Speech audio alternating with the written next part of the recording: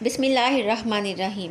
ابھی ہم قرآن مجید کی جس آیت کی اہمیت و فضیلت کے بارے میں جانیں گے وہ آیت سورۃ البقرہ کی آیت نمبر 255 ہے، اور قرآن مجید کی سورۃ البقرہ کی یہ آیت یعنی آیت نمبر 255 آیت الکرسی کے نام سے مشہور ہے۔ اس میں یعنی آیت الکرسی میں اللہ تعالیٰ کی صفات کا، خوبیوں کا تفصیل سے ذکر کیا گیا ہے۔ اسی وجہ سے احادیث میں آیت الکرسی کی بہت زیادہ فضیلت بیان کی گئی ہے۔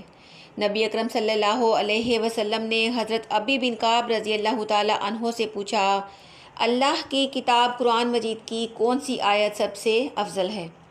تو انہوں نے یعنی حضرت ابی بن کعب رضی اللہ تعالی عنہ نے عرض کیا، اللہ اور اس کا رسول صلی اللہ علیہ وسلم ہی بہتر جانتے ہیں۔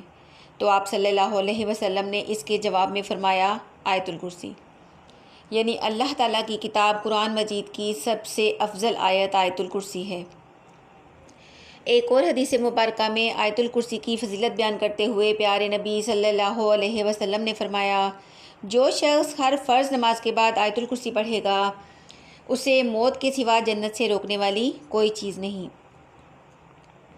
آیت الکرسی پڑھنے والا شخص شیطان کے شر سے، شیطان کی برائی سے محفوظ رہتا ہے اور اسے شیطان کسی بھی قسم کا نقصان نہیں پہنچا سکتا۔